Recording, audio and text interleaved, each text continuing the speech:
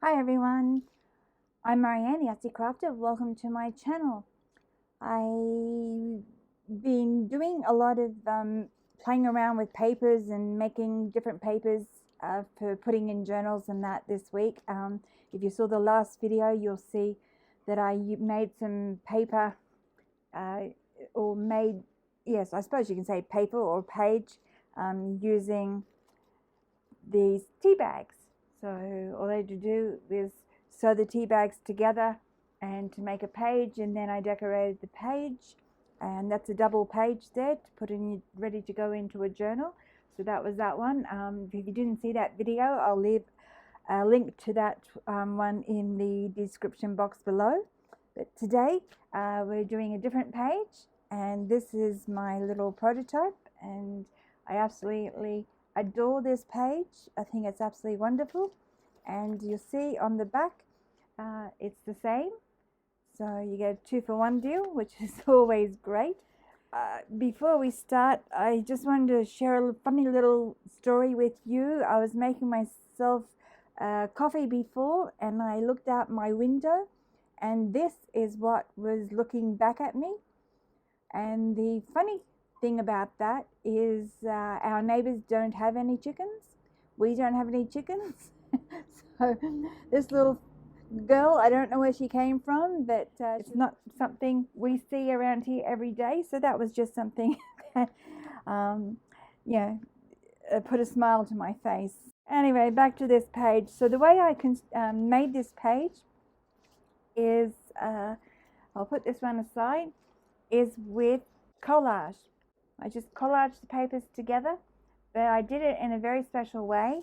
So you'll see on the back that just ignore this leaf I sewed on there, but I collaged the papers together without any backing. So I didn't collage them onto a masterboard. I collaged them together just on their own, and then after the glue was dry, I then applied a coat of either gesso or white acrylic paint. I used both on different pages. So this is the first step in the process. And I will show you how I did this because there's a couple of little tricks to it. So I've got my glue mat ready to go, and I've got my panels. What I've used are all thin papers. All my little thin papers that I had. This is from a dictionary book, and it's very thin paper. It's thinner than copy paper. So there, add a little bit of backbone to my pages. This is some butcher paper, like in the deli paper type thing. That's what those are. And then this, of course, is tea bag paper.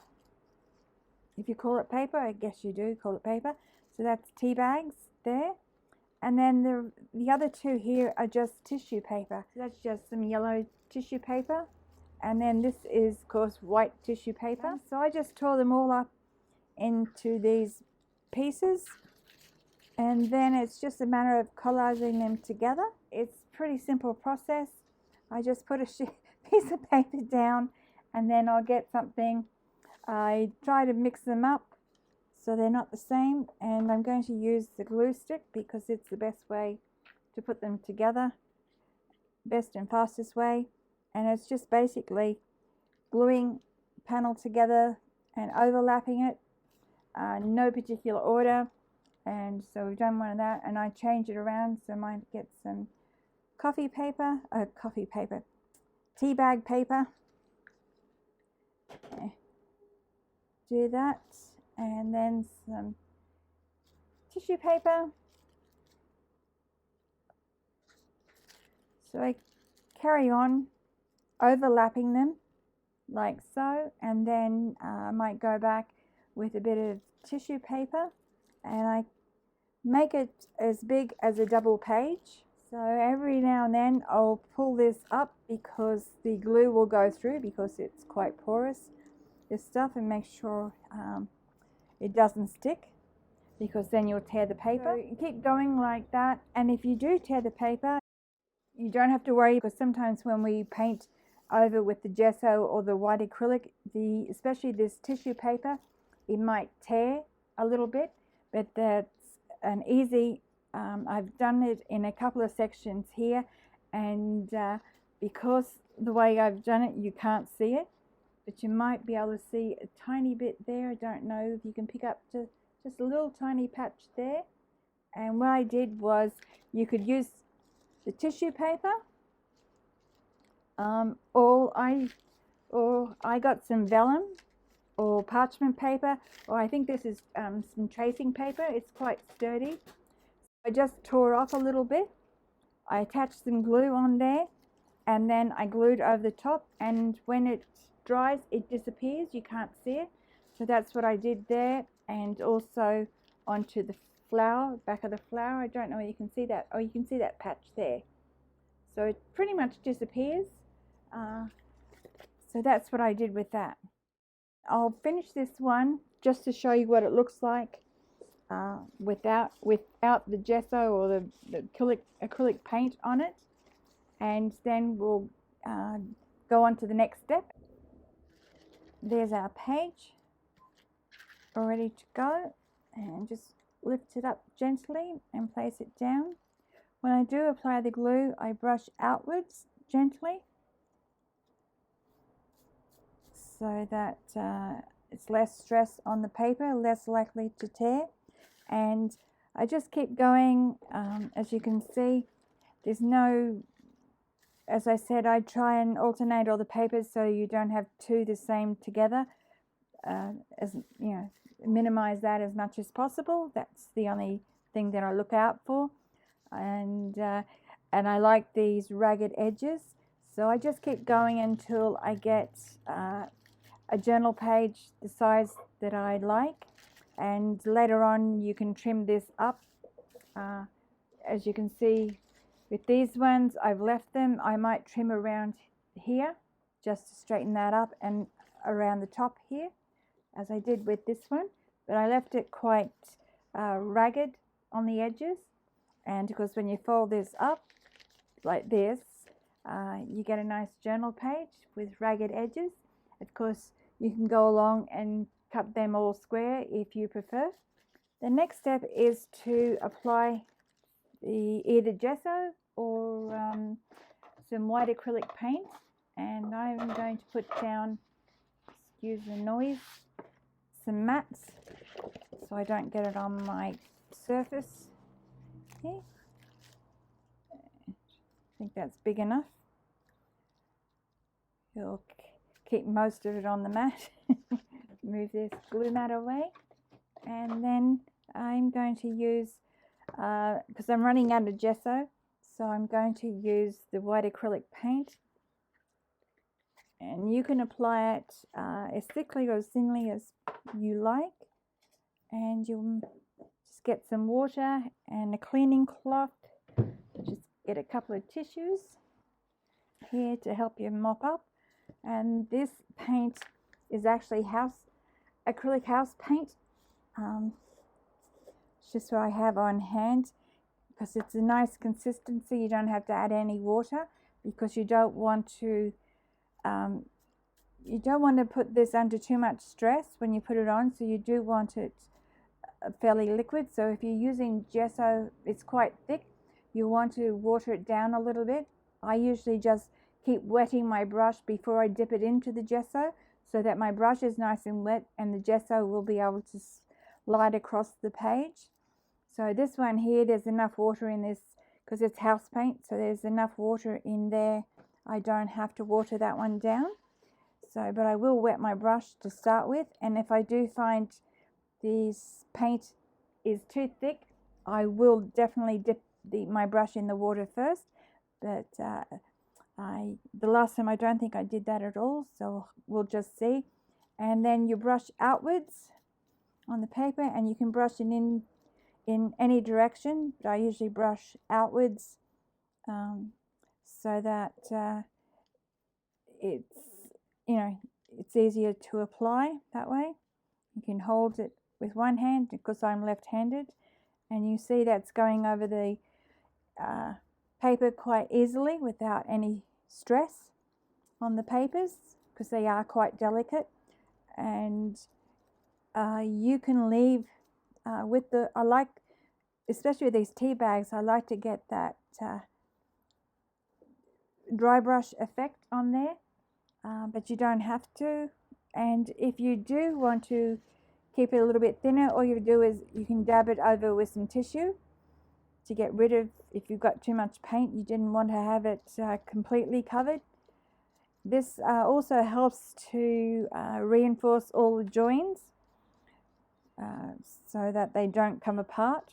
Of course, when the paint does have water in it, so some of these bits will separate when they dry, but it's just a case of any other collage project that you do. All you have to do is add a little bit more glue to those joins and you'll be fine. So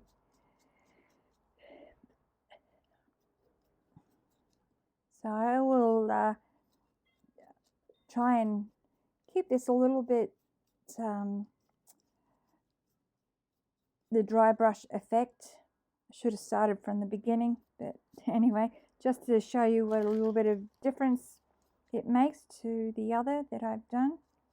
And the other thing is the paint will do a certain amount of gluing for you. You know, if a bit of paper comes up, I just put some paint underneath and press it down so that it acts a little bit like glue.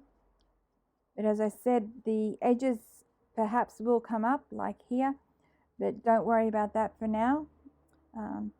It'll all be fixed up once the paper dries. And if the paper creases, especially those tissue papers, they will crease, but that adds to the texture, because that's what this page is all about. It's texture, and to get that effect that you want.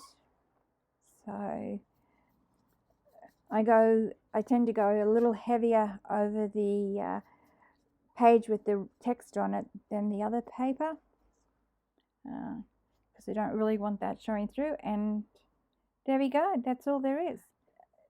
You can see how it is, and I'll leave that to dry. And okay, it doesn't take very long to dry, and I forgot to lift this up before I did start the dryer, so I've got to be very careful I don't tear the paper. And that was lucky, didn't stick down too much, just on the edge there. So now I can turn this over. Okay, so I'll go ahead and paint this side and dry it, and we'll get on with the next step.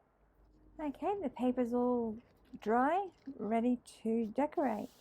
Now I started sewing on the flowers, but then my cotton ran out and I was too lazy. It was right near the end. I was too lazy to rethread the cotton. So I did this one and this one. I sewed them until this point here. So this end of this leaf vein here is pen. This is all pen. And you know, from a distance you'd be hard pressed to see which is the pen and which is the cotton. With this one, you know, the only way you could tell this was cotton is because it's got a bit of cotton dangling down the bottom, bit of thread there. So it's up to you which way you want to do it. You've got to be very careful when you do sew on the sewing machine, because this is a double page.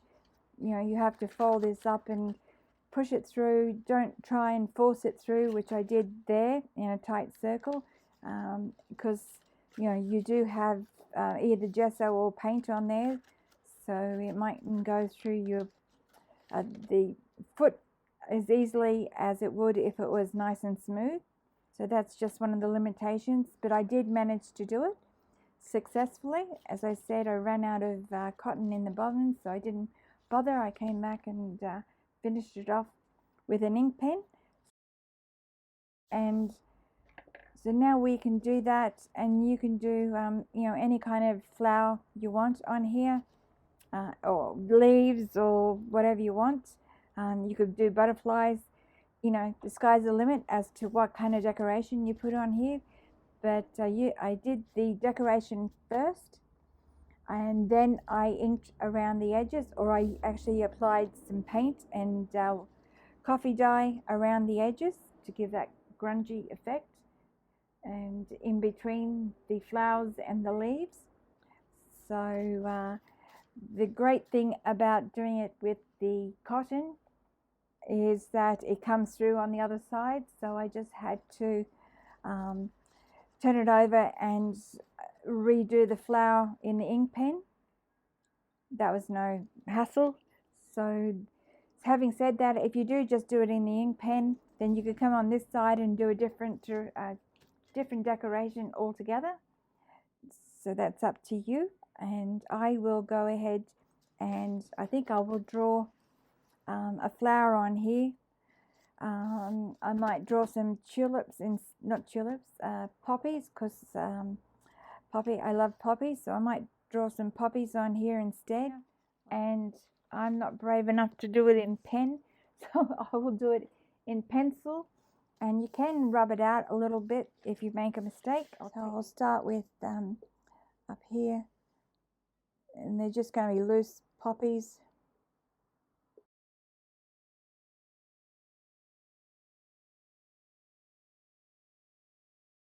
Enough playing around, and I'm just going to do one side to show you how it's done, and I'll start and then I'll finish it, and then we'll come back and do the shading in of the background. So just using this one, I'm using is the Posca pen, Uni Posca pen, and if you want to know the number, it's a 0.7 millimeters. So you can do your design any way that you wish. You might want to do like a sewing design, and I'm just going to do it in a messy style. Okay, there's my design. It's finished. It's a bit bigger than the other one I did. And so now we can get on to the next step, which is doing the background, the edges. And I got my watercolors out with some water and a paintbrush, and I just used a which one I used, I don't know what I used, but anyone will do. And some water to spray on the paints to activate them, and I started off with spraying some coffee dye on the edges around here, and I virtually painted around the colors, the flowers, like that, just to start off. And then I added some yellow, yellow ochre is what I started with, and I kept watering it down a bit around the edges. You can do, you know, any color that you want. A little bit of brown, dab it on, so dab in some brown, blend that in a bit.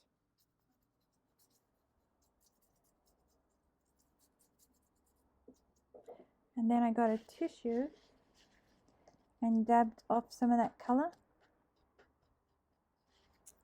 And I virtually just left it around the edges. Make sure that my paintbrush is wet when I'm doing this, and you just dab off where you don't want the color too much, too heavy, because remember, this will lighten as it dries. And then I also, to make it darker, I also add a bit of black on the edges, because when this dries and you want you want a bit darker or something, you can just keep painting until you get the desired effect. You might want to add a bit more white back in here, because I've been talking so much and not paying attention to my what I'm painting. But it's very easy to just dab in some paint. Maybe you want to blend the colors in a bit more and they're gone a bit dry, so you can just add in some white here and it'll push back on that color. I think that's done. Don't think I want to play with it anymore. It's better to leave it dry at this stage and then come back and do some more touch up if that's what you want to do. But I'll leave that dry and come back and we'll see what it looks like, except I didn't do a bit down there. Okay, it's all fairly dry. As you can see what it looks like. Oops. There.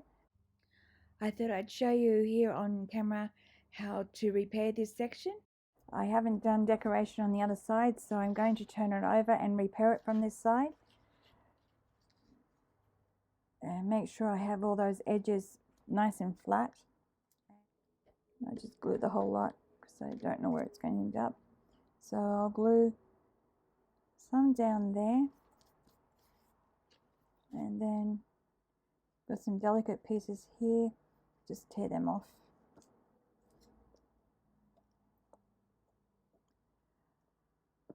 With the delicate pieces of paper, I tend to overlap them a lot, so I might add some glue on this side as well. And it's upside down, but I don't care. I could do it that way as well. I might do it that way. It doesn't matter whether it's upside down or not, does it? Okay, there you go, because then it reinforces a lot more of that edge there, and that's it. It's repaired. So I'll just turn it over so the glue doesn't stick to the mat, and there we go. How simple is that? So I just have to let that glue dry and redo the gesso or the acrylic paint as before, and then paint over it, and it will be, you'll never know that you added these onto the end there. So that's how you do that. So that's all I have to show for you today. Of course, as I said, you can do this with your sewing machine like I did with the first one. So that's the first one you saw. I hope I've given you some inspiration of how you can not only decorate your pages, but how you can create pages just with scraps of paper, and you don't have to put them on a backing board, especially when it adds a lot of bulk to your page that you're making. The important thing you have to do, cover it with gesso or paint, something like that. You can go over with matte medium, Mod Podge or whatever, and all those joins will be reinforced. But I might, as a finishing touch on here, I will go over this with my matte medium because I don't like using the Mod Podge. It can get very sticky and glossy. So this is the matte varnish that I use with the Francheville brand. I'll go over that and it'll seal it all up. So if you drop some water on it, the inks won't come off, or the paint won't come off. So that's as much as I'll do with that. I absolutely love this technique, and I just can't, I think I'll be doing a lot more in the future. It's just a lot of fun and it produces some pretty results. So there we go. So thank you very much for watching. I hope you got some inspiration from this.